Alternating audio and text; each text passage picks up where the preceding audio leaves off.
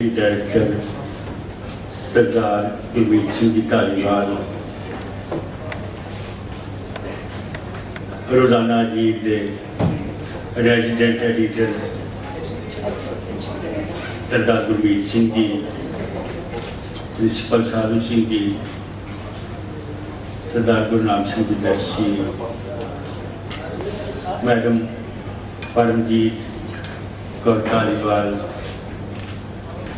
Professor Loknath जी कौड़ा साहब के साडे दो विशेष अतिथि जिहड़े हुणे हुणे सुशोभित होए ने सरदार धालीवाल जी के नाल बैठे ने, जिन्हां दा इस कॉलेज के संचालन दे विच बहुत वड्डा ते भरपूर योगदान है। फैकल्टी मैंबरान, वक्-वक् कॉलेज के प्रिंसिपल साहबान, मीडिया कर्मी, विद्यार्थियों, मैनूं बड़ी खुशी है इस संस्था दे विच आके तुहाडे रूबरू होण दी ते तुहाडे नाल संवाद रचाउण दी। शेख बाबा फरीद जी जिन्हां दा जन्म 1173 ईस्वी विच होया ते जो 1266 ईस्वी विच अल्लाह नूं प्यारे हो गए सन, ते जो बाबा फरीद ग्रुप ऑफ संस्थावां जिहड़ियां इंस्टीट्यूशनस ने इन्हां दे पैटर्न सेंट ने 1993 तो असी बाबा फरीद जी की रहमत, असी बाबा फरीद जी की अजमत का गुणगान करते आ रहे हाँ इन्हां संस्थावां दे हवाले दे नाल। शेख बाबा फरीद जी की गल जो असी करते हाँ तो जिवें तुहानूं मंच संचालक डॉक्टर बी शर्मा होरां ने दस्सिया है कि फरीद जी की बाणी अज के युग में भी बेहद प्रासंगिक है। ये गल बड़ी जरूरी होंदी है जदों किसी महापुरुष बारे या जदों किसी अतीतकालीन लेखक या पैगंबर बारे असीं गल करते हैं तो साडे लई बड़ा कि उहदी प्रासंगिकता बारे गल की जाए। बहुत ही बार इउं हुंदा है कि कोई आदमी अपने युग विच ऑथेंटिक हुंदा है, प्रमाणिक हुंदे ने उहदे बोल, क्योंकि समा परिवर्तित होता रहता है, परिस्थितियां बदलदियां रहिंदियां ने, युग बदलते रहते हैं। इस तरह कई बार इदा होता है कि वो प्रासंगिकता हौली हौली मध्यम होने लग पैंदी है। मध्यम भी बल्कि नहीं होंदी, किसी देश विच या किसी समाज विच बुद्धिजीवी नहीं होंदे जिहड़े कि उसकी प्रासंगिकता नूं नालों नाल बयान करते रहे। ये काम साडा बुद्धिजीवियों का या आलोचकों का हुंदा है कि किसी भी व्यक्ति नूं असीं उहदी प्रासंगिकता बारे, उहदे बोलां जां उहदी सिੱਖਿਆ जां उहदी विचारधारा की प्रासंगिकता बारे गल करिए।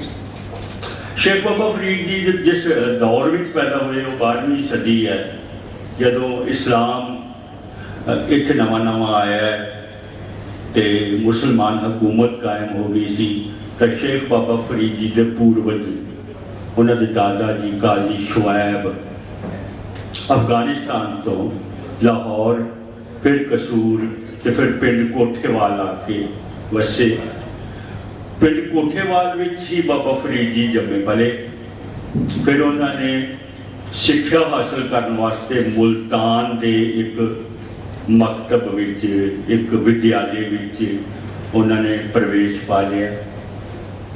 एक दिन उत्थे बैठे कोई कानून की पुस्तक पढ़ रहे थे, जूरिस्प्रूडेंस की नाफे। उत्थे हजरत कुतुबुद्दीन बख्तियार काकी साहब तशरीफ ले आए। उन्होंने दिनों विच विद्या के केंद्र धार्मिक संस्थावां विच हुंदे सन, मसीतां विच, गुरुद्वारियां विच, मंदिरां विच अध्यापन कार्य कीता करवाया जाता सी। ते शेख बाबा फरीद जी जिस वक्त वो पुस्तक पढ़ रहे सन नाफे, तो हजरत कुतुबुद्दीन बख्तियार काकी साहिब ने पूछा कि वो भी नौजवान जो तू ये पुस्तक नाफे पढ़ रहा है, इसका तेन कोई नफा भी होएगा, प्रॉफिट भी होएगा? तो महापुरखों की जिहड़ी है दृष्टि जो ਉਹਨਾਂ ਦੇ ਸਰੋਤਿਆਂ ਦੇ ਨਾਲ ਜਾਂ ਕਿਸੇ ਬੰਦੇ ਦੇ ਨਾਲ ਜਦੋਂ ਅੱਖਾਂ ਚਾਰ ਹੁੰਦੀਆਂ ਨੇ ਤਾਂ ਗਿਆਨ ਆਪਣੇ ਆਪ ਵਿੱਚ ਜਿਹੜਾ ਪ੍ਰਵੇਸ਼ ਕਰ ਜਾਂਦਾ ਹੈ। ਅੱਖਾਂ ਮਿਲਣੀਆਂ ਜ਼ਰੂਰੀ ਹੁੰਦੀ ਆ, ਅੱਖਾਂ ਰਾਹੀਂ ਉਹ ਸੰਚਾਰ ਕਰਦੇ ਨੇ ਜੀ। ਕਮਿਊਨੀਕੇਸ਼ਨ ਸਕਿੱਲ ਅਸੀਂ ਦੇਖਦੇ ਹਾਂ ਵੀ ਕੀ ਕਮਿਊਨੀਕੇਸ਼ਨ ਸਕਿੱਲ ਹੈ, ਅੱਖਾਂ ਬੜਾ ਇੰਪੋਰਟੈਂਟ ਰੋਲ ਅਦਾ ਕਰਦੀਆਂ ਨੇ। ਤੁਹਾਡੀ ਬਾਡੀ ਲੈਂਗੁਏਜ ਬੜਾ ਇੰਪੋਰਟੈਂਟ ਰੋਲ ਅਦਾ ਕਰਦੀ ਹੈ। ਜੋ ਤੁਸੀਂ ਬੋਲਦੇ ਆ ਉਹਦਾ ਇੰਨਾ ਮਹੱਤਵ ਨਹੀਂ ਹੈ। जो तुहानू सिक्ख्या देने वाला सिक्ख्या प्रदाता है वो किवें खड़ा हुंदा है, तुहाडे नाल किवें नैन मिला के अखां नाल अखां मिला के किवें गल कर रहा है, तुहानू किवें संबोधन कर रहा है। वारमत उहदे विच है, कोई निग है उहदे बोलण विच। बोलण विच निग आ जांदा, जरूरी नहीं कि स्पर्शी होवे। बोलण राही निग जिहड़ा है दिंदा है अपने पाठक नूं जां अपने विद्यार्थी नूं, ते उहदे नाल फिर काया कल्प हो जाता है। अज के युग में काया कल्प नहीं होंदा विद्यार्थियों का, क्योंकि अध्यापकों की शख्सियत विच वो गल नहीं रही।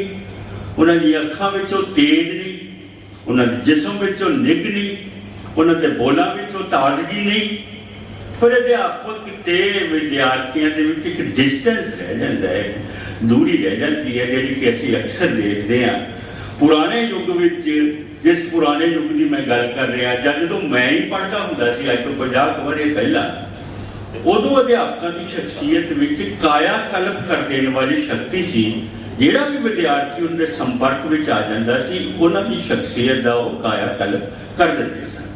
अज के युग विच एक तो यह गल है कि अज के युग का अध्यापक संपूर्ण अध्यापक नहीं रहा, जिहड़ा जिसनूं असीं कहंदे हां सरमाएदारी दौर या पूंजीवादी युग। ਇਹਦੇ ਵਿੱਚ कोई भी आदमी पूरा काम नहीं उन्होंने करन दिता जाता। इस व्यवस्था ने हर बंदे नूं तोड़ भन दिता है, उन्होंने टुकड़े टुकड़े कर दिता। इहनूं असीं कहंदे हां तकनीकी शब्दावली में हर बंदा खंडित हो गया। कोई छोटा सा काम करी जाता, कोई बंदा पंजाबी का ग्रामर पढ़ाई जाता, कोई बंदा पंजाबी की पोइट्री पढ़ाई जाता, कोई बंदा अंग्रेजी पढ़ाई जाता, कोई अंग्रेजी का नावल पढ़ाई जाता। तुसीं काहदे प्रोफैसर आ, वो कहे जी मैं अंग्रेजी नावल पढ़ाऊना। कोई बंदा कहता तुसीं काहदे टीचर आ, वो कहता मैं पंजाबी नाटक पढ़ाऊना। सो इस तरह जो खंडित प्रकार की विद्या के नाल अध्यापक जुड़ गया तो वो जिहड़े विद्यार्थी पैदा होणगे वो भी खंडित शख्सियत वाले विद्यार्थी होणगे। कोई भी विद्यार्थी किसी अध्यापक का संपूर्ण विद्यार्थी होएगा ही नहीं। जिवें द्रोणाचार्य सी सब कुछ वही सिखांदा सी, तीरंदाजी भी वो सिखा रहा सी, तलवारबाजी भी वो सिखा रहा सी, और जिहड़ी कम्यूनीकेशन स्किल्स भी वो करा रहा सी, और धर्मशास्त्र भी पढ़ा रहा सी। इसलिए वो कह सकता सी कि अर्जुन मेरा विद्यार्थी है। हुण मैं जिवें खड़ा हैगा, मैं किसी भी पिन पॉइंट नहीं कर सकता कि यह बच्चा मेरा विद्यार्थी है, क्योंकि मेरे तो बिना वो होर सैकड़े अध्यापकों कोलों पढ़िया है। एक तो एजुकेशन सिस्टम के जिहड़ा ये नवीं एक टैक्नीक विशेषज्ञता के नाम से, स्पैशलाइजेशन के नाम से एक जिहड़ा नवें वर्ग आया अध्यापक वर्ग, वो वर्ग जिहड़ा है वो संपूर्ण व्यक्तित्व वाले विद्यार्थियों नूं जिहड़ा है वो पुंगरण नहीं दिंदा जां उन्हां नूं विकसित नहीं होण दिंदा। शेख बाबा फरीद जी के जीवन नाल ताल्लुक रखण वाली ये गल ख्वाजा कुतुबुद्दीन बख्तियार काकी दी मैं इसलिए तुहानूं नरेट कीती है तां जो तुहानूं पता लग जाए कि इन्हां पिछले 700-800 सालां दे विच 700-800 सालां दे विच साडा एजुकेशन सिस्टम, साडा समाजिक ढांचा, साडा सभ्याचार एक किवें एक बहुत तिखी ते तेज तब्दीली विचों गुजर गया है। दूसरी गल कि शेख बाबा फरीद जी दे 112 श्लोक 2 लाइनां दे कपलेट नूं कहंदे। फरीदा रुखी सुखी खाए के ठंडा पानी पी, एक लाइन देख पढ़ाई चौपड़ी ना तरसाए जी, ये दूसरी लाइन है। आमतौर पर श्लोक की है 2 लाइन्स दा कपलेट। श्लोक की है उस्तत करने वाला काव, ਇਹਦੇ ਵਿੱਚ ਅਸੀਂ ਉਸਤਤ ਕਰਦੇ ਹਾਂ। ਹੁਣ ਇਹ ਸ਼ਲੋਕ ਦਾ ਸ਼ਬਦ ਦੀ ਵੀ ਥੋੜੀ ਜਿਹੀ ਜਿਹੜੀ ਹੈ ਉਹ ਅਰਥ ਜਿਹੜੀ ਹੈ ਅਰਥ ਥੋੜੇ ਤਬਦੀਲ ਹੋਏ ਆ। ਇੱਕ ਤਾਂ ਅਰਥ ਦੇ ਵਿੱਚ ਤਰੱਕੀ ਹੁੰਦੀ ਹੈ, ਇੱਕ ਅਰਥ ਦੇ ਵਿੱਚ ਕਈ ਵਾਰੀ ਨੀਚੇ ਗਿਰਦਾ। ਉਹ ਕਹਿੰਦਾ ਵੀ ਹੁਣ ਰੁਕੇਗਾ, ਕਈ ਬੰਦੇ ਆਪਸ ਵਿੱਚ ਗੱਲਾਂ ਕਰਦੇ ਹੁੰਦੇ, ਹੁਣ ਤੂੰ ਜਾਏਗਾ ਇੱਥੋਂ ਕਿ ਤੈਨੂੰ ਹੋਰ ਸੁਣਾਵਾਂ ਸ਼ਲੋਕ। और श्लोक के अर्थ इस तरीके के नाल बदल गए। ये श्लोक वैसे तुसी याद रखो ये प्रशंसामई कहावा जिस राही असी प्रभु की प्रशंसा करते हैं। जिवें जपजी साहब है, जपजी साहब दी 38 पौड़ियां मुकदियां ने, तो उस तो बाद जिहड़ा है श्लोक हैगा, ते उस श्लोक विच पवन गुरु पानी पिता माता धरत हथ दिवस रात दोए दाई दाए खेले सगल जगत चंगियाइयां बुरियाइयां वाचे धर्म दूर करनी आपो अपनी के नेड़े के दूर जिन्नी नाम ते आया गए मुसक्कत काल नानक ते मुँह पुजदे खेती छुट्टी नाल। हुण शेख बाबा फरीद जी नूं असीं सूफीवाद नाल जोड़ के देखदे हां। सूफी कौन है? जिहड़ा सूफ दे कपड़े पांदा है, जो परहेजगार है, नशियां का सेवन नहीं करता, जो निम्रता वाला है, जो हर एक नूं मुहब्बत करता है, जो रब नूं सच्ची मुहब्बत करता है। दिलों मुहब्बत जिन सेई सच्चिया जिन मन होर मुख होर सिखांडे कच्चिया। सूफी वो जिहड़ा के सूफ के कपड़े पहनता है, जिहड़ा के परहेजगार है, जिहड़ा के खिमा करता है, जिहड़ा मुहब्बत करता है। फरीदा जो तय मारन मुकियां तिने ना मारे घुम अपने घर जाइए पैर तिना ते चुम। जिहड़ा रुखी सुखी रोटी खा के गुजारा करता है, जिहड़ा हलीमी वाला वो बंदा सूफी है। तो शेख फरीद जी नूं सारे किताबां लिखण वाले, चाहे मैकालिफ है, चाहे कुछ होर बंदे है, निज़ामी या खलीक अहमद निज़ामी जिन्हें शेख फरीद जी बारे या सूफीवाद बारे काम किया है, डॉक्टर लाजवंती रामाकृष्ण जिन्हें सब तो पहला पैरिस यूनिवर्सिटी तो शेख बाबा फरीद जी के कलाम बारे ते उहदी विचारधारा बारे PhD की डिग्री प्राप्त की सी। एक तो मार्ग उन्होंने विद्वानां दा है जिहड़े कि शेख फरीद जी नूं एक सूफी कवि के तौर पर स्थापित करते हैं। सूफीवाद जिहड़ा है ये मिस्र विच, सीरिया विच ते होर देशां विच फैलिया। ते एक समा वो भी आया जो कि सूफीवाद का केंद्र अफगानिस्तान बन गया सी। अफगानिस्तान का एक शहर है चिश्त, और चिश्त शहर के जिहड़े सूफी फकीर सी उन्हां नूं चिश्ती कहा गया। उन्हां विच ख्वाजा कुतुबुद्दीन बख्तियार काकी है, उन्हां विच ख्वाजा मुइनुद्दीन चिश्ती जी है, उन्हां विच शेख बाबा फरीद जी है। क्योंकि शेख बाबा फरीद जी ने ख्वाजा मुइनुद्दीन चिश्ती होना तो ते ख्वाजा कुतुबुद्दीन बख्तियार काकी होना तो फैज हासिल किया, उन्हें रहमत हासिल की, इसलिए उन्होंने नाम चिश्ती प्रसिद्ध हो गया। ये रहने वाले कोठेवाल के सन। इन्होंने दादा जी 1125 ईस्वी विच इत्थे लाहौर के नेड़े कोठेवाल आके रहन लग पे सी। उन्हां दिनां विच मुल्तान जिहड़ा सी वो सभ्याचारक सरगर्मियां का बहुत बड़ा केंद्र हुंदा सी।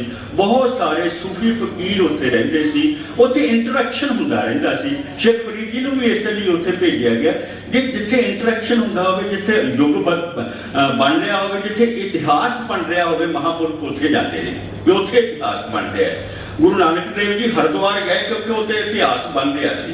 गुरु नानक देव जी बनारस भी गए, उत्थे इतिहास बन रहा सी। जिथे जिथे इतिहास बन रहा सी, जिथे जिथे इतिहासक लोग रहिंदे रहे सी, गुरु नानक देव जी उत्थे उत्थे गए तां जो इतिहास जिहड़ा उत्थे बन चुका है, जिहड़ा बन रहा है, ਉਹਦੇ ਵਿੱਚ मैं पार्टिसिपेशन कर सका। सो इस तरीके नाल फरीद जी ने अपने ये जो श्लोक लिखे वो 1173 तो 1266 जिहड़ा उन्हां दा काल है इहदे विच अपना जिहड़ा काम आ समाप्त किया उन्होंने। तो फिर उन्होंने गद्दी ते उस तो बाद होर लोग बैठते रहे। तो 13वें स्थान थे शेख बाबा फरीद जी तो 13वें स्थान थे जिहड़ा व्यक्ति उस गद्दी का संचालन कर रहा सी, उसका नाम शेख ब्रह्म या शेख अब्राहम भी उसको कह देंगे हैं।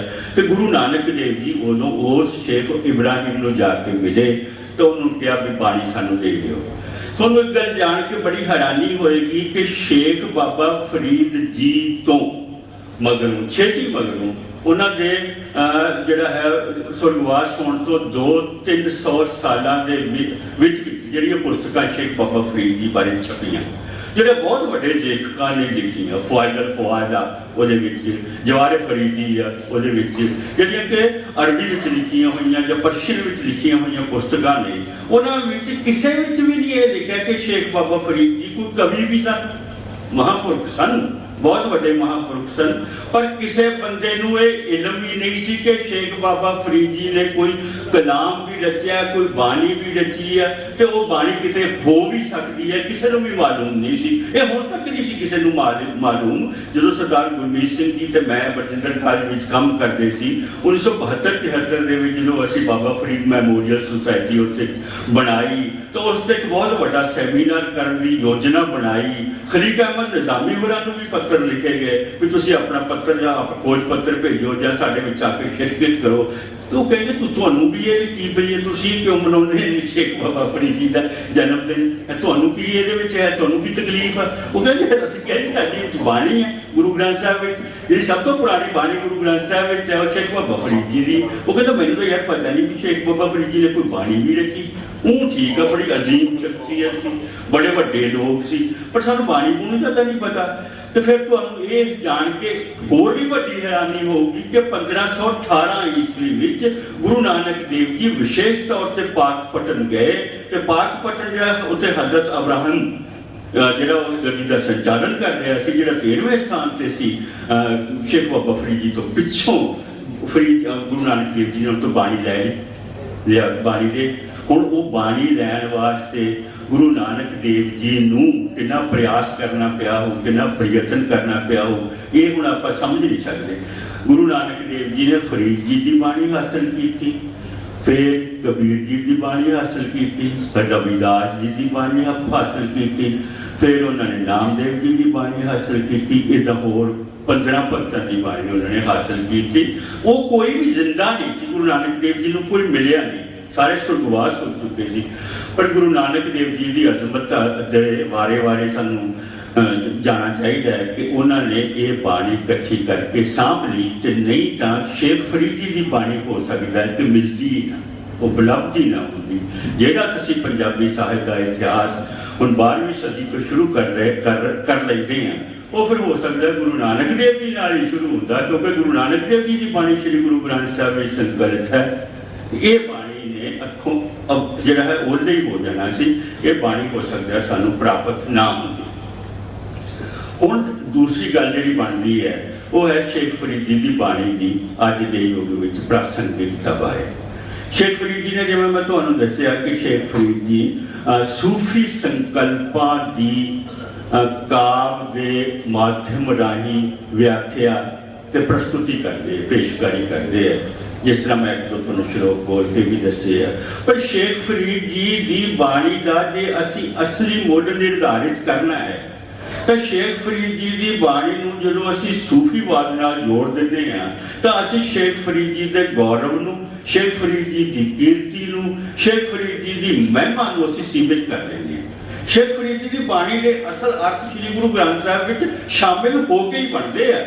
जे असीं श्री गुरु ग्रंथ साहिब की बाणी, शेख फरीद जी की बाणी नूं श्री गुरु ग्रंथ साहिब की इनकलाबी विरासत नालों वख करके वेखांगे तो शेख फरीद जी की बाणी का वो महिमा, वो उच्चता, वो उत्कृष्टता नहीं रहेगी, क्योंकि किसी भी कवि का मुलंकन या विश्लेषण करने वास्ते उन्होंने एक ट्रैडिशन में सैट करना पैंदा है। ਜਿਹੜੇ अंग्रेजी पढ़ते हैं उन्होंने पता भी ट्रैडिशन एंड इंडिविजुअल टैलेंट की होंगी है।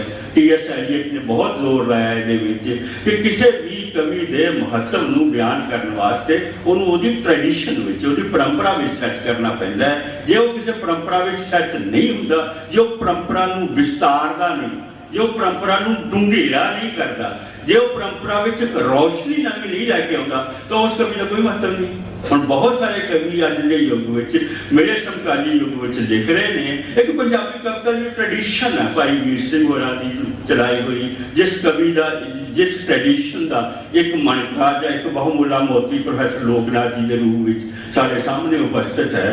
तो ये जी ट्रैडिशन जी पंजाबी काव्य की है, जे असीं किसी कवि का मुल पाना है, जे असीं लोकनाथ होरां दी कविता का मुल पाना है, तो सानू मोहन सिंह नाल, अमृता प्रीतम नाल, पाठ के नाल वो इस परंपरा में असीं सैट करांगे। फिर असीं कहांगे भी हाँ ये है साडा लोकनाथ जिसने इस परंपरा को इदा विस्तारिया है, इदा निखारिया है। तो जे असीं ये नहीं करते तो असीं किसी कवि का सही सही मुल नहीं पा सकते। तो मेरी एक बेनती ये है कि शेख फरीद जी की बाणी ਦੇ ਅਰਥ ਲੱਭਣ ਵਾਸਤੇ, ਉਹਨਾਂ ਦਾ ਸਹੀ ਮੁੱਲ ਤੇ ਸਹੀ ਮਹੱਤਵ ਨਿਰਧਾਰਿਤ ਕਰਨ ਵਾਸਤੇ ਸਾਨੂੰ ਇਹ ਬਾਣੀ ਨੂੰ ਗੁਰੂ ਗ੍ਰੰਥ ਸਾਹਿਬ ਦੀ ਇਨਕਲਾਬੀ ਵਿਰਾਸਤ ਨਾਲ ਜੋੜ ਕੇ ਦੇਖਣਾ ਪਵੇਗਾ। ਇੱਕ ਹੋਰ ਬੜੀ ਵੱਡੀ ਗੱਲ ਜਿਹੜੀ ਇੱਕ ਮਹੱਤਵਪੂਰਨ ਗੱਲ ਹੈ ਉਹ ਇਹ ਆ ਵੀ ਤੁਸੀਂ ਇਹ ਦੇਖਿਆ ਹੋਣਾ ਕਿ ਜਿਹੜੇ ਪੂਰਬਲੇ ਕਵੀ ਆ ਉਹ ਪਿਛਲੇਰੇ ਕਵੀਆਂ ਉੱਤੇ ਆਪਣਾ ਪ੍ਰਭਾਵ ਪਾਉਂਦੇ। ਜਿਵੇਂ ਵਾਰਿਸ ਸ਼ਾਹ ਹੈ, ਉਹ ਮਗਰਲੇ ਕਵੀਆਂ ਉੱਤੇ ਆਪਣਾ ਪ੍ਰਭਾਵ ਪਾਉਂਦਾ ਹੈ। ਭਾਈ ਵੀਰ ਸਿੰਘ ਆ, ਪੂਰਨ ਸਿੰਘ ਨੂੰ ਪ੍ਰਭਾਵਿਤ ਕਰਦਾ ਹੈ, ਚਾਤਰਿਕ ਨੂੰ ਵੀ ਪ੍ਰਭਾਵਿਤ ਕਰਦਾ, ਹੋਰਾਂ ਲੋਕਾਂ ਨੂੰ ਵੀ ਪ੍ਰਭਾਵਿਤ ਕਰਦਾ। ਇਉਂ ਇਤਿਹਾਸ ਵਿੱਚ ਜਿਹੜੇ ਕਵੀ ਪਹਿਲਾਂ ਹੋਏ ਹੁੰਦੇ ਆ ਉਹ ਮਗਰੋਂ ਆਉਣ ਵਾਲੇ ਕਵੀਆਂ ਨੂੰ ਵਿਚਾਰਧਾਰਾ ਦੀ ਦ੍ਰਿਸ਼ਟੀ ਤੋਂ, ਰੂਪਕ ਬਣਤਰ ਦੀ ਦ੍ਰਿਸ਼ਟੀ ਤੋਂ, ਭਾਸ਼ਾ ਯੋਜਨਾ ਦੀ ਦ੍ਰਿਸ਼ਟੀ ਤੋਂ ਤੇ ਹੋਰ ਅਭਿਵਿਅੰਜਨ ਦੀ ਦ੍ਰਿਸ਼ਟੀ ਤੋਂ, ਐਕਸਪ੍ਰੈਸ਼ਨ ਦੀ ਦ੍ਰਿਸ਼ਟੀ ਤੋਂ ਪੁਰਾਣੇ ਕਵੀ ਨਵੇਂ ਕਵੀਆਂ ਨੂੰ ਪ੍ਰਭਾਵਿਤ ਕਰਦੇ ਆ। ਪਰ ਇੱਕ ਗੱਲ ਦੇਖਣ ਵਾਲੀ ਇਹ ਵੀ ਗੱਲ ਜਿਹੜੀ ਹੈਗੀ ਹੈ ਜ਼ਰੂਰੀ ਹੋ ਗਈ ਹੈ ਕਿ ਕਈ ਵਾਰ ਕਿਸੇ ਇੱਕ ਪਰੰਪਰਾ ਵਿੱਚ ਬਹੁਤ ਲੇਟ ਇੱਕ ਕਵੀ ਪੈਦਾ ਹੁੰਦਾ ਹੈ ਤੇ ਉਹ ਜਦੋਂ ਆਪਣਾ ਕਲਾਮ ਰਚਦਾ ਹੈ, ਜਦੋਂ ਆਪਣੀ ਕਵਿਤਾ ਰਚਦਾ ਹੈ ਤਾਂ ਪਿਛਲੇ ਕਵੀ ਵੀ ਉਸ ਕਵਿਤਾ ਦੀ ਰੋਸ਼ਨੀ ਵਿੱਚ ਬਦਲ ਜਾਂਦੇ ਹਨ। ਜਦੋਂ ਅਸੀਂ ਪਿਛਲੇ ਕਵੀਆਂ ਨੂੰ ਦੇਖਦੇ ਹਾਂ, ਗੁਰੂ ਨਾਨਕ ਦੇਵ ਜੀ ਨੇ ਕਿਹਾ ਕਲ ਕਾਤੀ ਰਾਜੇ ਕਾ ਸਾਈ ਧਰਮ ਅੰਕਰ ਉਡਰਿਆ, ਕੂੜਾ ਮਾਵ ਸੱਚ ਚੰਦਰਮਾ ਦੀਸੇ ਨਹੀਂ, ਜਾਂ ਰਾਜੇ ਸੀ ਮੁਕੱਦਮ ਕੁੱਤੇ ਜਾਏ ਜਗਾਏ ਬੈਠੇ ਸੁੱਤੇ। ਗੁਰੂ ਨਾਨਕ ਦੇਵ ਜੀ 15ਵੀਂ ਸਦੀ ਵਿੱਚ ਜਾਂ 16ਵੀਂ ਸਦੀ ਦੇ ਵਿੱਚ ਇਹ ਬਾਣੀ ਰਚ ਰਹੇ ਆ। ਪਰ ਇਸ ਬਾਣੀ ਦੀ ਰੋਸ਼ਨੀ ਵਿੱਚ ਜਦੋਂ ਅਸੀਂ ਸ਼ੇਖ ਫਰੀਦ ਜੀ ਦੀ ਬਾਣੀ ਨੂੰ ਵੇਖਦੇ ਹਾਂ, ਗੁਰੂ ਗ੍ਰੰਥ ਸਾਹਿਬ ਦੀ ਪਰੰਪਰਾ ਦਾ ਇੱਕ ਅਟੁੱਟ ਅੰਗ ਮੰਨ ਕੇ ਸ਼ੇਖ ਫਰੀਦ ਜੀ ਨੂੰ ਪੜ੍ਹਦੇ ਹਾਂ ਤਾਂ ਸਾਨੂੰ ਲੱਗਦਾ ਹੈ ਕਿ ਸ਼ੇਖ ਫਰੀਦ ਜੀ ਦੀ ਬਾਣੀ ਦੇ ਵੀ ਇਨਕਲਾਬੀ ਅਰਥ ਬਣਦੇ ਆ। ਜਦੋਂ ਅਸੀਂ ਫਿਰ ਪੜ੍ਹਦੇ ਹਾਂ, ਸ਼ੇਖ ਫਰੀਦ ਜੀ ਕਹਿੰਦੇ ਨੇ ਕਿ ਬਾਰ ਪਰਾਏ ਬੈਸਣਾ ਸਾਈਂ ਮੁਝੇ ਨਾ ਦੇ, ਜੇ ਤੂੰ ਐਵੇਂ ਰੱਖ ਸੀ ਜੀਓ ਸਰੀਰੋਂ ਦੇ, ਕਿ ਮੈਨੂੰ ਹੈ ਪ੍ਰਮਾਤਮਾ, ਇਹ ਅੱਲਾ ਮੈਨੂੰ ਇਸ ਤਰ੍ਹਾਂ ਦਾ ਬੰਦਾ ਨਾ ਬਣਾਈ ਕਿ ਮੈਨੂੰ ਕਿਸੇ ਬਗਾਨੇ ਦਰਵਾਜ਼ੇ ਦੀ ਝਾਕ, ਬਗਾਨੇ ਦਰਵਾਜ਼ੇ ਮੂਹਰੇ ਬੈਠੇ ਰਹਿਣਾ ਪੈਂਦਾ ਹੋਵੇ। ਜੇ ਤੂੰ ਇਉਂ ਮੈਨੂੰ ਬਗਾਨੇ ਮੁਹਤਾਜ ਬਣਾਉਣਾ ਕਿਸੇ ਬੰਦੇ ਦਾ ਤਾਂ ਫਿਰ ਮੈਨੂੰ ਉਠਾ ਲਾ ਇਸ ਦੁਨੀਆ ਵਿੱਚੋਂ, ਫਿਰ ਮੇਰਾ ਕੀ ਮਹੱਤਵ। ਹੁਣ ਦੇਖੋ, ਜੇ ਗੁਰਬਾਣੀ ਵਿੱਚ ਇਹ ਬਾਣੀ ਨਾ ਸ਼ਾਮਿਲ ਹੁੰਦੀ ਤਾਂ ਅਸੀਂ ਸ਼ੇਖ ਫਰੀਦ ਜੀ ਦੀ ਬਾਣੀ ਦੇ ਉਹਨੇ ਡੂੰਘੇ ਅਰਥ ਨਹੀਂ ਸੀ ਕਰ ਸਕਦੇ। ਅਸੀਂ ਕਹਿਣਾ ਸੀ ਕਿ ਸ਼ੇਖ ਫਰੀਦ ਜੀ ਇਹ ਕਹਿੰਦੇ ਨੇ ਕਿ ਹੇ ਰੱਬਾ, ਮੈਨੂੰ ਤੂੰ ਹੋਰ ਲੋਕਾਂ ਦੇ ਹੋਰ ਧਰਮ ਗੁਰੂਆਂ ਦੇ ਜਾਂ ਹੋਰ ਦੇਵੀ ਦੇਵਤਿਆਂ ਦੇ ਦਰਵਾਜ਼ੇ ਅੱਗੇ ਝੁਕਣ ਵਾਸਤੇ ਨਾ ਆਖੀ। ਇਹ ਨਾ ਕਿ ਵੀ ਬ੍ਰਹਮਾ ਜੀ ਹੁੰਦੇ ਆ, ਸ਼ਿਵ ਜੀ ਹੁੰਦੇ ਆ ਜਾਂ ਫਲਾਣੇ ਹੁੰਦੇ ਆ। ਹੇ ਰੱਬਾ, ਮੈਂ ਸਿੱਧਾ ਤੇਰੇ ਹੀ ਬੰਦਾ ਹੈਗਾ ਤੇ ਮੈਂ ਤੇਰਾ ਹੀ ਸੇਵਕ ਬਣਿਆ ਰਵਾਂ। ਪਰ ਜਦੋਂ ਇਹ ਗੱਲ ਆਪਣੇ ਫਰੀਦ ਜੀ ਦੀ ਇਹ ਗੱਲ ਗੁਰੂ ਗ੍ਰੰਥ ਸਾਹਿਬ ਨਾਲ ਜਾਂ ਗੁਰੂ ਨਾਨਕ ਦੇਵ ਜੀ ਨਾਲ ਜੁੜਦੀ ਹੈ, ਫਿਰ ਪਤਾ ਲੱਗਦਾ ਕਿ ਸ਼ੇਖ ਫਰੀਦ ਜੀ ਕਹਿ ਰਹੇ ਕਿ ਮੈਂ ਕਿਸੇ ਰਾਜੇ ਨਾਲ ਜੋੜਨ ਦੀ ਪਰਵਾਹ ਨਹੀਂ ਕਰਦਾ, ਮੈਂ ਕਿਸੇ ਜਗੀਰਦਾਰ ਦੀ ਪਰਵਾਹ ਨਹੀਂ ਕਰਦਾ, ਮੈਂ ਕਿਸੇ ਅਮੀਰ ਆਦਮੀ ਦੇ ਕਿ ਮੈਨੂੰ ਝੁਕਣ ਦੀ ਜ਼ਰੂਰਤ ਨਾ ਪਵੇ, ਜੇ ਪੈਂਦੀ ਹੈ ਤਾਂ ਮੈਂ ਮਰ ਜਾਵਾਂ। ਇਉਂ ਮਗਰਲੇ ਕਵੀ ਵੀ ਪੁਰਾਣੇ ਕਵੀਆਂ ਨੂੰ ਬਦਲ ਦਿੰਦੇ ਆ, ਪੁਰਾਣੇ ਕਵੀਆਂ ਨੂੰ ਨਵੇਂ ਅਰਥ ਕੱਢਣ ਵਾਸਤੇ ਉਹਨਾਂ ਨੂੰ ਨਵੀਆਂ ਅੰਤਰ ਦ੍ਰਿਸ਼ਟੀਆਂ ਜਿਹੜੀਆਂ ਨੇ ਉਹ ਦਿੰਦੇ ਆ। ਇਵੇਂ ਜਦੋਂ ਮੈਂ ਲੋਕਨਾਥ ਹੋਰਾਂ ਦੀ ਕਵਿਤਾ ਪੜ੍ਹਦਾ ਤਾਂ ਉਸ ਕਵਿਤਾ ਦੀ ਰੋਸ਼ਨੀ ਵਿੱਚ ਜਦੋਂ ਮੈਂ ਪਾਸ਼ ਨੂੰ ਪੜ੍ਹੂੰਗਾ, ਉਸ ਕਵਿਤਾ ਦੀ ਰੋਸ਼ਨੀ ਵਿੱਚ ਜਦੋਂ ਮੈਂ ਜਗਤਾਰ ਨੂੰ ਪੜ੍ਹੂੰਗਾ ਤਾਂ ਮੈਨੂੰ ਕਈ ਨਵੀਆਂ ਇਨਸਾਈਟਸ ਲੱਭਣਗੀਆਂ। ਕਿਉਂਕਿ ਕਵਿਤਾ ਜਿਹੜੀ ਹੈ ਕਵੀ ਸ਼ਰੀਰਾਂ ਨਾਲ ਨਹੀਂ ਲਿਖਦੇ, ਸਰੀਰ ਤਾਂ ਜਰਜਰਿਤ ਹੋ ਜਾਂਦੇ ਹੈ, ਬੋਧੇ ਹੋ ਜਾਂਦੇ ਨੇ, ਮਰ ਜਾਂਦੇ। ਕਵੀ ਲਿਖਦੇ ਆਪਣੀ ਆਤਮਾ ਨਾਲ, ਜਿਹੜੀ ਕਿ ਅਮਰ ਹੈ, ਜਿਹੜੀ ਕਿ ਅਵਿਨਾਸ਼ੀ ਹੈ ਤੇ ਜਿਹੜੀ ਕਿ ਇੱਕ ਲੰਬੀ ਰੇਖਾ ਵਿੱਚ ਸਿੱਧੀ ਤਣੀ ਹੋਈ ਹੈ, ਚੱਲਦੀ ਰਹਿੰਦੀ ਹੈ। ਕਿਉਂਕਿ ਕਵੀ ਆਪਣੀ ਆਤਮਾ ਨਾਲ ਆਪਣਾ ਕਲਾਮ ਰਚਦੇ ਨੇ, ਇਸ ਲਈ ਕਵਿਤਾ ਹਰ ਯੁੱਗ ਵਿੱਚ ਅਮਰ ਹੁੰਦੀ ਹੈ, ਹਰ ਯੁੱਗ ਵਿੱਚ ਪ੍ਰਾਸੰਗਿਕ ਹੁੰਦੀ ਹੈ। ਇਹ ਗੱਲ ਵੀ ਇਹਨਾਂ ਬਾਰੇ ਧਿਆਨ ਨਾਲ ਦੇਖਣ ਦੀ ਲੋੜ ਹੈ ਸ਼ੇਖ ਫਰੀਦ ਜੀ ਦੀ ਬਾਣੀ ਬਾਰੇ, ਕਿ ਸ਼ੇਖ ਫਰੀਦ ਜੀ ਦੀ ਬਾਣੀ ਨੂੰ ਸਾਨੂੰ ਚਾਹੀਦਾ ਹੈ ਕਿ ਸ਼ੇਖ ਫਰੀਦ ਜੀ ਦੀ ਬਾਣੀ ਨੂੰ ਸ੍ਰੀ ਗੁਰੂ ਗ੍ਰੰਥ ਸਾਹਿਬ ਗੁਰਮਤਿ ਕਾਵਿ ਦੀ ਇਨਕਲਾਬੀ ਵਿਰਾਸਤ ਨਾਲ, ਦੀ ਇਨਕਲਾਬੀ ਪਰੰਪਰਾ ਨਾਲ ਜੋੜ ਕੇ ਵੇਖਿਆ ਹੀ ਇਹਦੇ ਸਹੀ ਅਰਥ ਨਿਕਲਣਗੇ, ਨਹੀਂ ਤਾਂ ਪਤਾ ਨਹੀਂ ਲੱਗੂਗਾ। ਸੰਤ ਸਿੰਘ ਸੇਖੋਂ ਬਹੁਤ ਵੱਡੇ ਵਿਦਵਾਨ ਨੇ। ਸੰਤ ਸਿੰਘ ਸੇਖੋਂ ਜਦੋਂ ਪੜ੍ਹਦਾ ਹੈ ਸ਼ੇਖ ਫਰੀਦ ਦੀ ਬਾਣੀ ਨੂੰ ਤਾਂ ਸੰਤ ਸਿੰਘ ਸੇਖੋਂ ਪੜ੍ਹਦਾ ਫਰੀਦ ਬਾਣੀ ਨੂੰ ਕੇਵਲ ਸੂਫੀਵਾਦ ਦੇ ਹਵਾਲੇ ਨਾਲ, ਸੂਫੀਵਾਦ ਦੇ ਦ੍ਰਿਸ਼ਟੀਕੋਣ ਨਾਲ। ਸੰਤ ਸਿੰਘ ਸੇਖੋਂ ਨੂੰ ਇਸ ਕਵੀ ਦਾ ਸਵਰ ਚੰਗਾ ਨਹੀਂ ਲੱਗਦਾ, ਕਹਿੰਦਾ ਵੀ ਇਹ ਜਿਹੜਾ ਭਾਂਜਵਾਦੀ ਆ, ਇਹ ਭੂਪਵਾਦੀ ਆ, ਇਹ ਮੌਤ ਦੀਆਂ ਗੱਲਾਂ ਕਰਦਾ ਰਹਿੰਦਾ ਹੈ, ਇਹ ਨਿਰਾਸ਼ਾ ਦੀਆਂ ਗੱਲਾਂ ਕਰਦਾ ਰਹਿੰਦਾ। ਫਰੀਦਾ ਜੇ ਦੇ ਨਾਲਾ ਕੱਪਿਆ, ਜੇ ਗੱਲ ਕੱਪੇ ਚੁੱਕ, ਵੀ ਜਿਸ ਦਿਨ ਦਾਈ ਨੇ ਮੇਰਾ ਨਾੜੂਆ ਕੱਟਿਆ ਸੀ ਤੇ ਮੈਨੂੰ ਆਪਣੀ ਮਾਤਾ ਦੇ ਨਾਲੋਂ ਇੱਕ ਵੱਖਰਾ ਜੀਵਨ ਦਿੱਤਾ ਸੀ। ਤੇ ਜੇ ਉਹਦੇ ਮੇਰੇ ਇੱਕ ਗੱਲ ਤੇ ਵੀ ਮਾਰਦੇ ਥੋੜਾ ਜਿਹਾ ਚਾਕੂ ਤੇ ਪਵਨ ਨਾ ਇੱਕੀ ਮਾਮਲੇ ਸਹਾ ਨਾ ਇੱਕੀ ਦੁੱਖ, ਕਿ ਦੁਨੀਆ ਦਾ ਇਹਨਾਂ ਦੁੱਖਾਂ ਦਾ ਘਰ ਹੈਗਾ, ਫਿਰ ਮੈਨੂੰ ਇੰਨੇ ਮਾਮਲੇ ਨਾ ਮਾਮਲਿਆਂ ਵਿੱਚੋਂ ਨਾ ਗੁਜ਼ਰਨਾ ਪੈਂਦਾ, ਇੰਨੇ ਦੁੱਖ ਨਾ ਸਹਿਣੇ ਪੈਂਦੇ। ਹੁਣ ਉਹਦੀ ਅੱਖ ਉੱਥੇ ਟਿਕੀ ਹੋਈ ਹੈ, ਕਿਉਂਕਿ ਆਮ ਤੌਰ ਤੇ ਜਿਹੜੇ ਅਸੀਂ ਲੇਬਲ ਲਾ ਦਿੰਦੇ ਹਾਂ ਕਵੀਆਂ ਉੱਪਰ, ਇਹ ਭਰਮਜਨਕ ਹੁੰਦੇ, ਠੀਕ ਨਹੀਂ ਹੁੰਦੇ ਕਿ ਲੇਬਲ ਜਿਹੜੇ ਲਾਉਂਦੇ, ਜਾਂ ਤਾਂ ਲੇਬਲ ਬਦਲਦੇ ਨੇ। ਹਰ ਯੁੱਗ ਦੇ ਵਿੱਚ ਆਲੋਚਕਾਂ ਦਾ ਫਰਜ਼ ਆ ਕਿ ਉਹ ਨਵੇਂ ਲੇਬਲ ਆਪਣੇ ਧਿਆਨ ਰੱਖਣ ਤੇ ਕਵੀਆਂ ਉੱਤੇ ਨਵੇਂ ਲੇਬਲ ਲਾਉਣ। ਜਦੋਂ ਅਸੀਂ ਪੁਰਾਤਨ ਨੂੰ ਪੜ੍ਹਦੇ ਹਾਂ ਤਾਂ ਫਿਰ ਕਵਿਤਾ ਦੇ ਅਰਥਾਂ ਦੇ ਅਨਰਥ ਹੋ ਜਾਂਦੇ ਆ, ਜਾਂ ਅਸੀਂ ਉਸ ਕਵੀ ਨੂੰ ਉਹਦੇ ਕ੍ਰਿਤਿਤਵ ਦਾ, ਉਹਦੇ ਕੰਮ ਦਾ ਉਹਨੂੰ ਯੋਗ ਮਹੱਤਵ, ਸਹੀ ਮਹੱਤਵ ਨਹੀਂ ਦੇ ਪਾਉਂਦੇ। ਦੂਸਰੀ ਗੱਲ ਇਹ ਹੈ, ਸ਼ੇਖ ਫਰੀਦ ਜੀ ਦੇ ਇਹ ਜਿਹੜੇ 112 ਸ਼ਲੋਕ ਆ, ਇਹਨਾਂ ਦੇ ਨਾਲ 18 ਸ਼ਲੋਕ ਹੋਰ ਲੱਗੇ ਹੋਏ ਨੇ, ਜਿਨ੍ਹਾਂ ਦੇ ਵਿੱਚੋਂ 5 ਸ਼ਲੋਕ ਜਿਹੜੇ ਨੇ ਉਹ ਗੁਰੂ ਨਾਨਕ ਦੇਵ ਜੀ ਦੇ ਨੇ, 4 ਸ਼ਲੋਕ ਜਿਹੜੇ ਹੈਗੇ ਨੇ ਉਹ ਗੁਰੂ ਅਮਰਦਾਸ ਜੀ ਦੇ ਨੇ, 1 ਸ਼ਲੋਕ ਜਿਹੜਾ ਹੈ ਉਹ ਗੁਰੂ ਰਾਮਦਾਸ ਜੀ ਦਾ ਹੈ, ਤੇ 8 ਸ਼ਲੋਕ ਹੈਗੇ ਨੇ ਗੁਰੂ ਅਰਜਨ ਦੇਵ ਜੀ ਦੇ। ਗੁਰੂ ਅਰਜਨ ਦੇਵ ਜੀ ਦੇ ਜਿਹੜੇ 8 ਸ਼ਲੋਕ ਆ ਉਹ ਐਂਡ ਜੇ ਵਿੱਚ ਆਉਂਦੇ ਆ, ਤੇ ਤਕਰੀਬਨ ਨਾਲ ਹੀ ਮਤਲਬ ਪਏ ਆ ਸਾਰੇ। ਤੇ ਇਹ ਗੁਰੂ ਪਹਿਲੇ 3 ਗੁਰੂ ਸਾਹਿਬਾਨ ਨੇ ਜਿਹੜੇ ਫਰੀਦ ਜੀ ਦੇ ਨਾਲ ਸ਼ਲੋਕ ਲਿਖੇ, ਇਹ ਸ਼ਲੋਕ ਲਿਖਣੇ ਵੀ ਜ਼ਰੂਰੀ ਸੀ, ਕਿਉਂਕਿ ਅਰਥਾਂ ਦੀ ਪ੍ਰਾਸੰਗਿਕਤਾ ਨਹੀਂ ਸੀ ਰਹੀ। ਇਸ ਕਰਕੇ ਗੁਰੂ ਸਾਹਿਬਾਨ ਨੇ ਇਹ ਸ਼ਲੋਕ ਸ਼ੇਖ ਫਰੀਦ ਜੀ ਦੇ ਸ਼ਲੋਕਾਂ ਦੇ ਨਾਲ ਉਹਨਾਂ ਦੇ ਪਰਥਾਏ, ਜਾਂ ਇਹ ਮੈਟਾ ਪੋਇਟਰੀ ਨੂੰ ਅਸੀਂ ਬੋਲਦੇ ਹਾਂ। ਇੱਕ ਤਾਂ ਪੋਇਟਰੀ ਹੁੰਦੀ ਹੈ, ਇੱਕ ਪੋਇਟਰੀ ਉੱਤੇ ਜਿਹੜੀ ਪੋਇਟਰੀ ਲਿਖਦੇ ਆ ਉਹ ਮੈਟਾ ਪੋਇਟਰੀ, ਜਿਵੇਂ ਕ੍ਰਿਟਿਸਿਜ਼ਮ ਦਾ ਜੋ ਕ੍ਰਿਟਿਸਿਜ਼ਮ ਕਰਦੇ ਆ ਉਹ ਮੈਟਾ ਕ੍ਰਿਟਿਸਿਜ਼ਮ, ਇਹ ਮੈਟਾ ਪੋਇਟਰੀ ਹੈ, ਮੈਟਾ ਬਾਣੀ ਹੈ ਜਿਹਨੂੰ ਅਸੀਂ ਕਹਾਂਗੇ।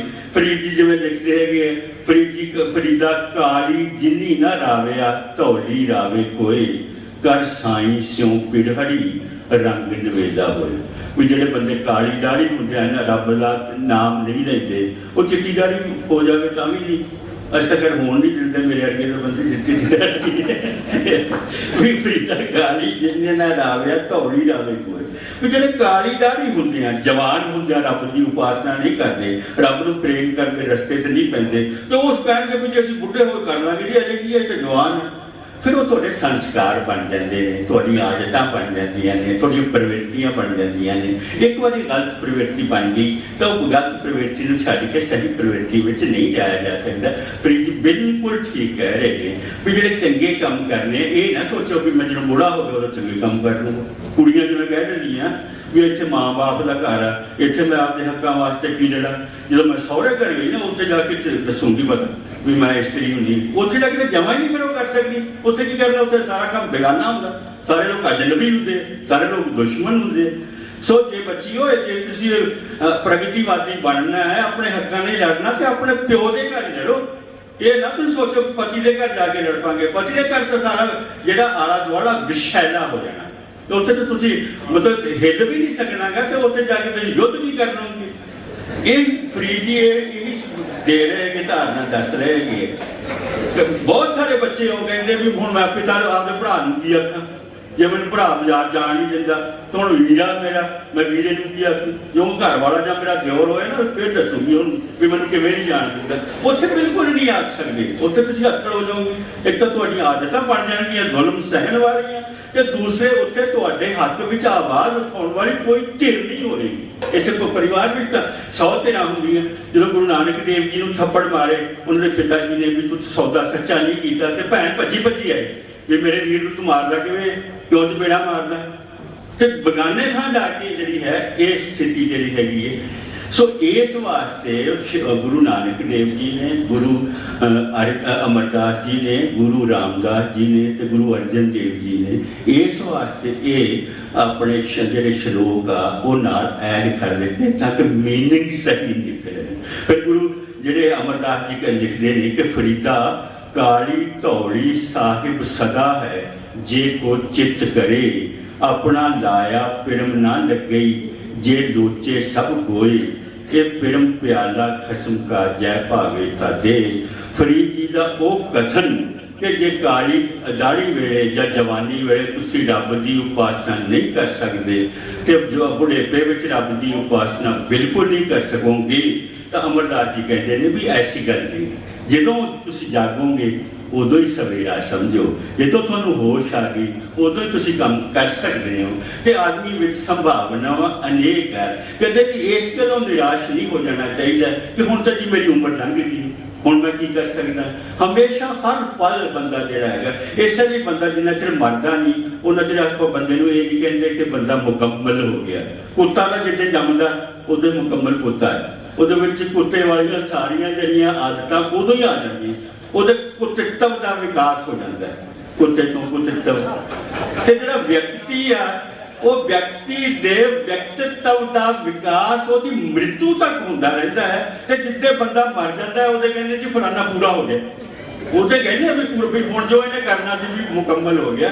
तो भी आदमी का कोई पता नहीं किहड़े वेले मूर्खता कर बैठी है, किहड़े वेले सियाणप कर बैठनी है। आदमी हमेशा परिवर्तित होता रहता है, आदमी हमेशा बदलता रहता है। सो इस तरीके नाल गुरबाणी दे विच जिहड़े श्लोक शेख फरीद जी दे 112 श्लोकां दे नाल आए ने, उन्हां श्लोकां दे विच उन्हां ने फरीद विचारधारा की प्रासंगिक व्याख्या की है, उसका पुनर्विश्लेषण किया है। शेख फरीद जी भी सही फरमा रहे हैं, पर गुरु नानक जी बदल चुके वक्त की रोशनी विच उन्होंने विचारधारा एक नवी डायमेंशन दे रहे हैं, एक नवी दिशा दे रहे हैं। ये तुसीं जरूर याद रखना है जो भी शेख फरीद जी के उन्होंने बाणी के नाल लगे हुए 18 श्लोकों देखना है। वक्रे वक्रे श्लोक मैं सारे श्लोकों की मतलब कि व्याख्या या तशरीह नहीं जावांगा, तो तुहानूं एक श्लोक इस करके दस्सिया तां जो पता लगे। फरीद जी का कथन भी बिल्कुल ठीक है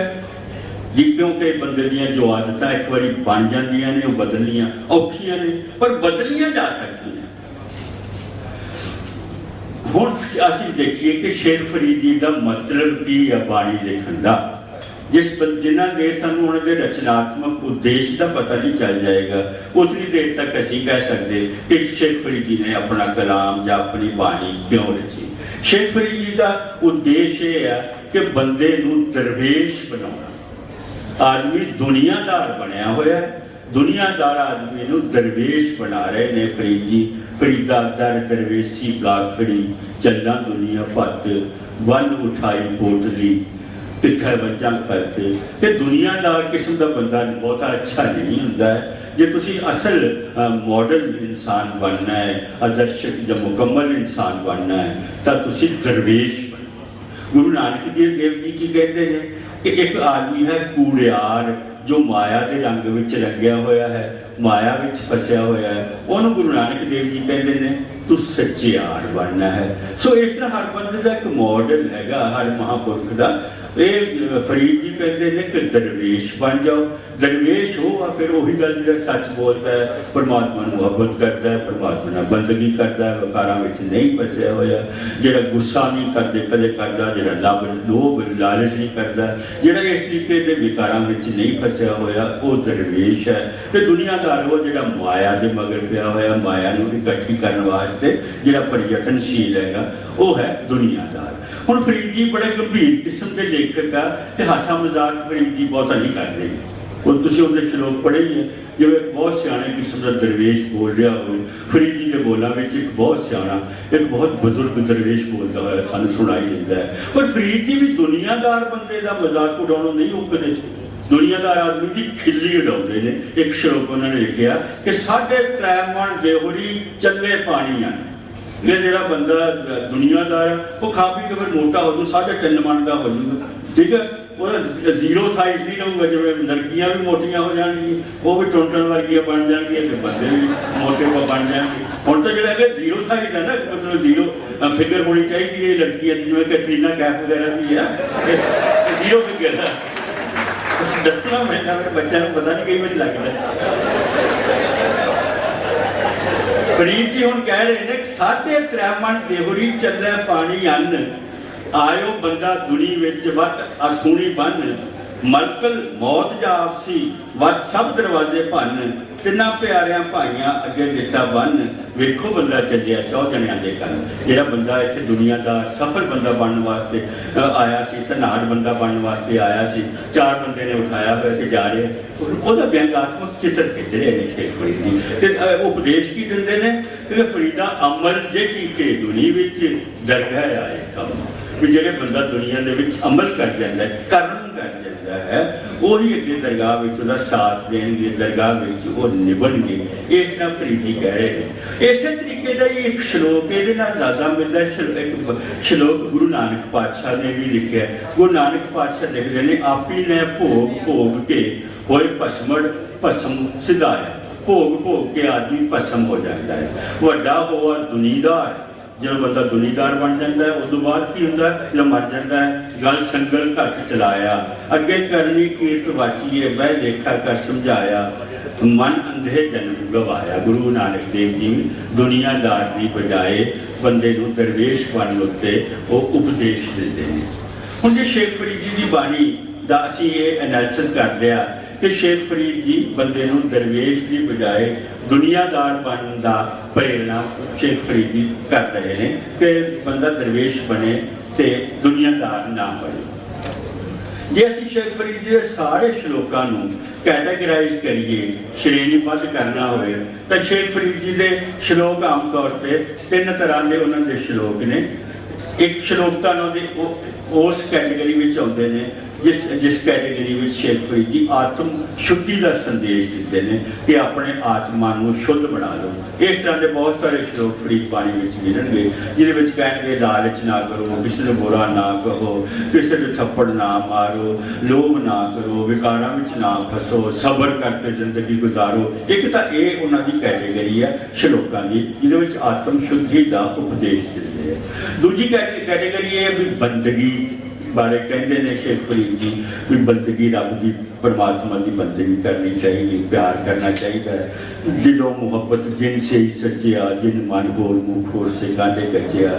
एक होर जी कैटेगरी का श्लोक है उस बिरहा की पीड़ है।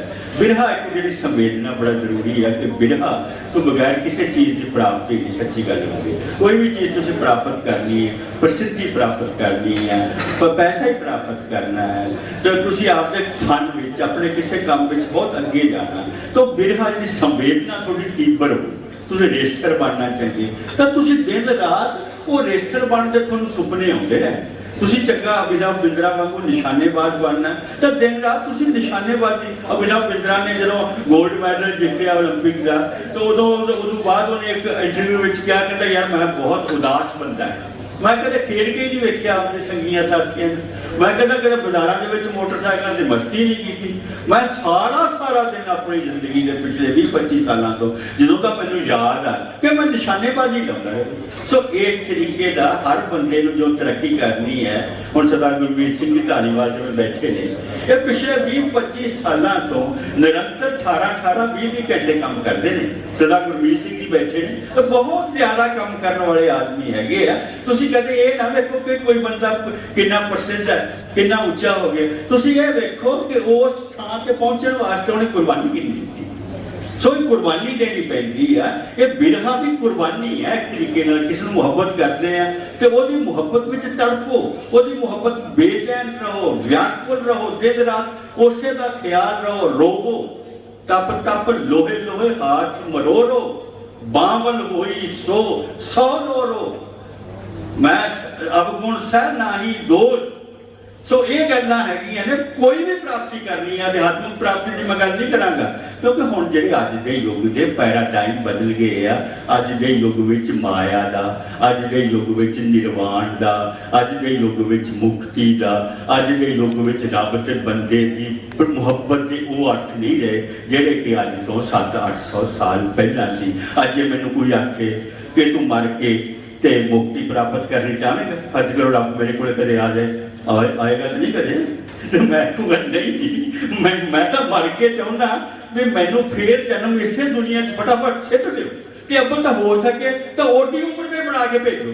मैं भावें 75 साल की उम्र का जावा, मैं कहूँगा जी मैंने 75 साल का उम्र का बना के फिर दोबारा एक ही भेज दो, मैं उत्थे निर्वाण च की करूँगा, मैं थोड़े कोल बैठ के की करूँगा, ठीक है, फिर अपने तो आपके कोले बिठा लेना, मैं उत्थे बैठ के की करूँगा। सो अज के युग में सारे तकाजे बदल गए। निर्वाण के अर्थ हो नहीं रहे।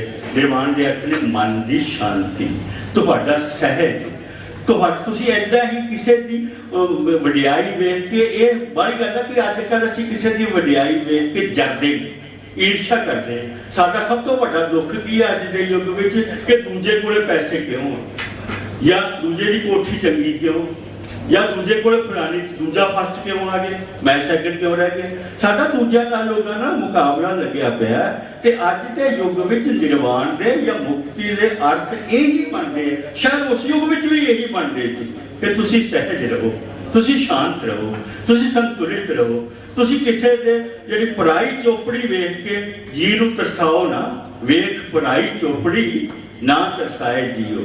सो एक तो यह गल हैगी आ कि अज के युग दे विच आदर्शक संकल्पां दे या अज के युग विच दार्शनिक संकल्पां दे अर्थ काफी बदल गए आ। उपरों उपरों अर्थ बदल गए पर अंदरली जिहड़ी गहराई आ वो उवें ही रही है। तो एक गल तुहानूं मैं होर आखिर दे विच कह के फिर मैं अपना बयान जो है समाप्त करूँगा, क्योंकि गल्लां तो शेख फरीद जी बारे बहुत सारियां हो सकदियां ने, मैं चाहांगा कि उन्नियां गल्लां कीतियां जाण जिहड़ियां गल्लां तुहानूं अर्थपूर्ण लगन ते जिन्हां गल्लां की रोशनी विच तुसीं संकल्प तां घट्टो घट्ट लओ भी असीं भी यार ऐ करिए ऐ करिए। जो तुसीं अपने इदां करन लग पोगे ना भी असीं भी ऐ करिए असीं भी ऐ करिए, तो सचमुच तुसीं बदल जाओगे, तुहाडी तकदीर जिहड़ी हैगी है वो बदल जाओगे। फरीद जी ने एक श्लोक लिखा है, फरीद जी बारे अक्सर कहा जाता है कि फरीद जी बड़ी सौखी बोली में लिखते हैं, वो बड़ी छेती समझ में आ जाती है। ये हुण तुहानूं मैं कारण कही है, मेरे विद्यार्थी बैठे होंगे या कुछ होर सीनियर लोग बैठे हैं कि जिहड़ी है शेख फरीद जी की बाणी गुरु नानक देव जी की बाणी की तुलना में आसान, काफ़ी आसान। गुरु नानक देव जी ये दो कारण हैं। एक तो शेख फरीद जी का जो पाठक या शेख फरीद जी का जो श्रोता है वो समुचे एशिया का बंदा है। गुरु नानक देव जी का श्रोता पंजाब का बंदा नहीं है। गुरु नानक देव जी के श्रोता समुचे एशिया का। गुरु नानक देव जी मक्के भी गए, मदीने भी गए, बंगाल भी गए, श्रीलंका भी गए, उत्थे जिहड़ा है श्रीनगर गुरु है उत्थे भी उपर सुमेर पर्वत भी गए। उन्होंने एड्रैस कर रहे समुचे मध्य एशिया के बंदे नूं, समुचे मध्य एशिया के बंदे दीयां समस्यावां नूं एड्रैस करके उन्हां दा समाधान लभण की चेष्टा कर रहे हैं। शेख फरीद जी का बंदा की है, शेख फरीद जी का बंदा जिहड़ा श्रोता है वो पंजाब का बंदा ही। शेख फरीद जी पंजाब तो बाहर मेरा नहीं ख्याल बस दिल्ली गए है एक दो बारी, फिर दिल्ली तो भी उन्होंने आख्या भी शोरगुल बहुत, अल्तमश का राज है, वो तो बलबन का राज है। सुल्तान रजिया जी इतों के किले के भी रही है, सुल्तान रजिया ते शेख बाबा फरीद जी समकाली ने, ठीक है। शेख फरीद जी उन्होंने एड्रैस कर रहे हैं। एक तो शेख फरीद जी उन्होंने लोगों एड्रैस करने वास्ते उन्होंने बाहर उन्होंने संस्कृत के लफ्ज भालने की लड़ नहीं, उन्होंने तमिल के लफ्ज भालने की लड़ नहीं, उन्होंने सात भाषा भी जानने की लड़ नहीं, वो सिर्फ पंजाबी में ही लिखते हैं। जिस कारण बारे खैर पहले कारण बारे भी किसी पुस्तक में थोड़ा हवाला नहीं मिलेगा, दूजे बारे तो बिल्कुल नहीं मिलेगा। दूजी गल ये है कि ये जिहड़ियां बाणी कोई भी बाणी जिहड़ी पहला सी, चाहे कबीर जी की है चाहे रविदास जी की है, ये उन्होंने श्रद्धालुओं वालों जबानी कंठ की जाती रही है। ये पीढ़ी दर पीढ़ी वो बदलती रही है। जो गुरु नानक देव जी के हत्थों में आ गई फिर वो पक्की तरीके के फिक्स हो गई। तो उदू पहला जड़ियां 13 जनरेशन जड़ियां लंघ गई, उन्होंने 13 जनरेशन जेडे उन्होंने गद्दीदार सी, जेडे उन्होंने श्रद्धालु सी, उन्होंने मुख दर मुख मौखिक रूप में संचारक होंगी रहन वास्ते रहन करके ये काफ़ी बदलती रही है तो काफ़ी आसान हो गई है। उस तो बाद जो गुरु नानक देव जी को आ गए तो गुरु नानक देव जी फिर जो मतलब कि लग मात्र भी नहीं ना इधर उधर होंगी हुण बाणी साडी जिहड़ी गुरु ग्रंथ साहिब दर्ज बाणी है, यदि लग मात्र भी असीं इधर उधर करने वास्ते गुनाहगार हो जावांगे। दूजा कारण शेख फरीद जी की बाणी की आसान होने का एक। सो अंत में दो गल्लां निक्कियां निक्कियां मैं तुहानूं होर तुहाडे नाल करांगा।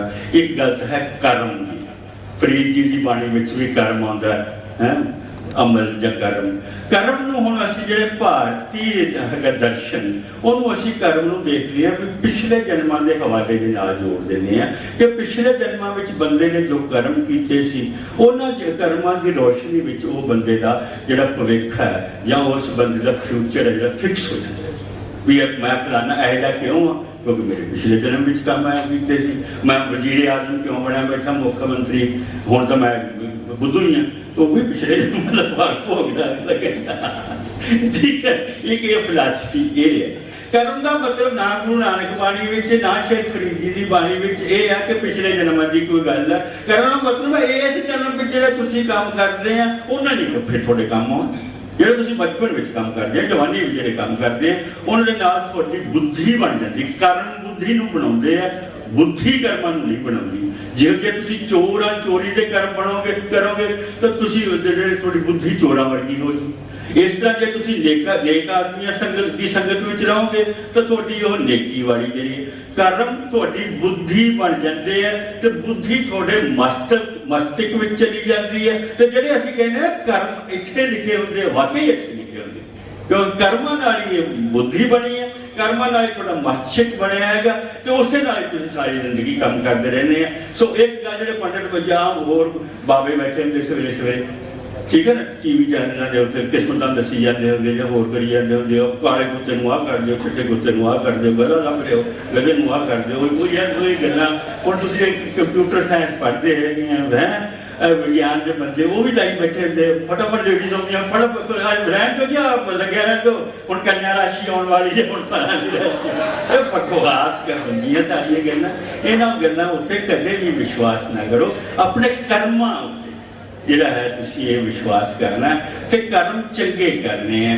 ਕਰਮ ਜਿਹੜੇ ਹੈਗੇ ਤੁਸੀਂ ਮਿਹਨਤ ਕਰਨੀ ਹੈ ਜੇ ਤੁਸੀਂ ਮਿਹਨਤ ਤੋਂ ਦਿਲ ਚ ਲਾ ਲਓਗੇ ਨਾ ਜਿਹੜੇ ਲੋਕ ਤੁਹਾਨੂੰ ਲੱਗਦੇ ਹੈਗੇ ਕਿ ਮਿਹਨਤ ਤੋਂ ਬਿਨਾ ਬਹੁਤ ਵੱਡੀਆਂ ਪ੍ਰਾਪਤੀਆਂ ਕਰੀ ਬੈਠੇ ਆ ਅਸਲ ਦੇ ਵਿੱਚ ਉਹ ਆਪਾਂ ਉਹਨਾਂ ਨੂੰ ਦੇਖ ਨਹੀਂ ਰਹੇ ਹੁੰਦੇ ਉਹਨਾਂ ਨੇ ਵੀ ਬਹੁਤ ਮਿਹਨਤ ਕੀਤੀ ਹੁੰਦੀ ਹੈ ਫਰੀਦ ਜੀ ਕਹਿੰਦੇ ਨੇ ਕਿ ਲੋੜੇ ਲਾਖ ਬਜੌੜੀਆਂ ਕਿੱਕਰ ਬੀਜੇ ਜੱਟ ਅੰਡੇ ਉਹਨੂੰ ਕਟਾਏਗਾ ਪੈਂਦਾ ਲੋੜੇ ਪੱਟ ਜੇ ਤੁਸੀਂ ਕਿੱਕਰ ਬੀਜੋਗੇ ਤਾਂ ਫਿਰ ਤੁਸੀਂ ਕਿੱਥੋਂ ਅੰਬ ਖਾ ਲਓਗੇ ਜੇ ਤੁਸੀਂ ਆਪਣਾ ਉਹਨਾਂ ਨੂੰ ਕੱਟਦੇ ਫਿਰਦੇ ਆ ਤੇ ਰੇਸ਼ਮ ਦੇ ਕੱਪੜੇ ਤੁਸੀਂ ਰੇਸ਼ਮ ਦੇ ਵਸਤਰ ਕਿੱਥੋਂ ਪਹਿਨ ਲਵੋਗੇ ਇੱਕ ਇਹ ਗੱਲ ਆ ਵੀ ਜਿਹੋ ਜੇ ਕੰਮ ਕਰੋਗੇ ਗੁਰੂ ਨਾਨਕ ਦੇਵ ਜੀ ਨੇ ਵੀ ਇਹੀ ਕਿਹਾ ਕਿ ਜਿਹਾ ਬੀਜੈ ਸੋ ਲੁਣੈ ਕਰਮਾ ਸੰਦੜਾ ਖੇਤ ਇਸ ਗੱਲ ਦੀ ਵਿਆਖਿਆ ਵਾਸਤੇ ਤੁਹਾਨੂੰ ਕਿਸੇ ਵੀ पाखंड में या किसी भी पिछले जन्म में जाने की जरूरत नहीं अपना थोड़ा होने वाला जन्म यही प्रयोगशाला प्रयोग कर रहे हैं तुम अपने जिंदगी के नाल अपनी डेही के नाल नित नवे प्रयोग कर रहे हैं जिहो जिहा बई प्रयोग करोगे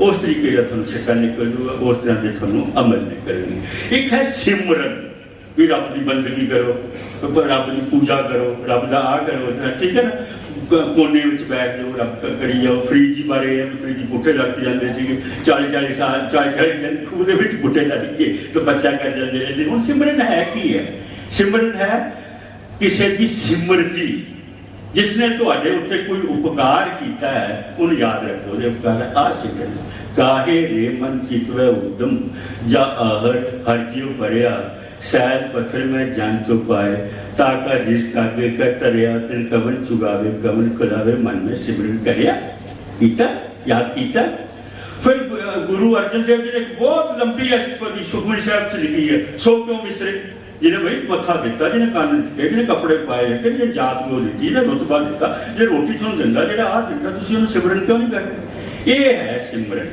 सिमरन का मतलब रब रब रब हजार बारी नहीं करना ओम ओम ओम हजार बारी नहीं करना जब जो टीवी वाले दसदे भी अज आ मंत्र पढ़ना कि उस मंत्र पढ़ना तो प्रेमी नाल मुलाकात हो जाएगी कोई नहीं होएगी ये तो कर्म करोगे फिर जो सिजो कंबदी अल्लो वर्षों में हो जाए मिलाते ना सज्जना टुटे नहीं ने जो तुम कोने में बैठ के या बाथरूम में बैठ के प्रेमी प्रेमी प्रेमी करते रहोगे तो फिर थोड़ा मतलब जाना पऊगा ठीक है ना जो तुम कहोगे मीह पैदा है तो मैं किवें जावां ये सारियां गल्लां ये इनसाइट्स जिहड़ियां ने शेख बाबा फरीद जी की बाणी दे विच तुहानूं मिलदियां ने कि मेरा अज दे कारपोरेट वर्ल्ड जिहनूं असीं कहने हैं कवन सो अखर कवन गुण कवन सो मणिया मंत कवन सो वेसो हो गरीब जित बस सारी कंत।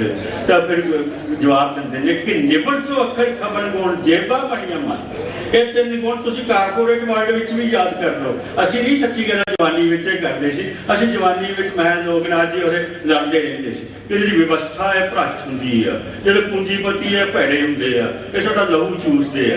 पर अज दी कारपोरेट वर्ल्ड दे विच जे तुसीं कामयाब होना, उन्नति दी सिखरां जोड़ियां। हुण तुसीं अमरीका दे जिहड़े अमीर आदमियां दी लिस्ट वेखी है, उहदे विच 2 हिंदुस्तानी आ, IIT दे पढ़े ने दोनों मुंडे जिहड़े हैगे। ते जे निम के चलोगे, क्षमा कर दिओगे तो मुख तो मिठे बोल बोलोगे तो कारपोरेट वर्ल्ड दे विच कामयाबी वास्ते इदों वड्डा हथियार तुहाडे कोले कोई होर है नहीं। शेख फरीद जी बाणी ने अज दे पूंजीवादी, अज दे उत्तर पूंजीवादी, अज दे उपभोक्तावादी समाज दे विच भी कामयाबी दा एक महामंत्र सानूं दे दिता है। वो महामंत्र है निमरता, वो महामंत्र है क्षमा, वो महामंत्र है मिठा बोलना। जे तुसीं पहले ही पूर्वाग्रह लैके अपने जिहड़े है मालक कोले जाने हैं, पूर्वाग्रह दे घिरे होए हैं, तो तुसीं कदे भी जिहड़ियां ने उन्नति दीयां पौड़ियां नहीं चढ़ सकोगे। लो जी इन्हां शब्दां नाल मैं तुहानूं किवें मनदा। वाहिगुरू जी का खालसा, वाहिगुरू जी।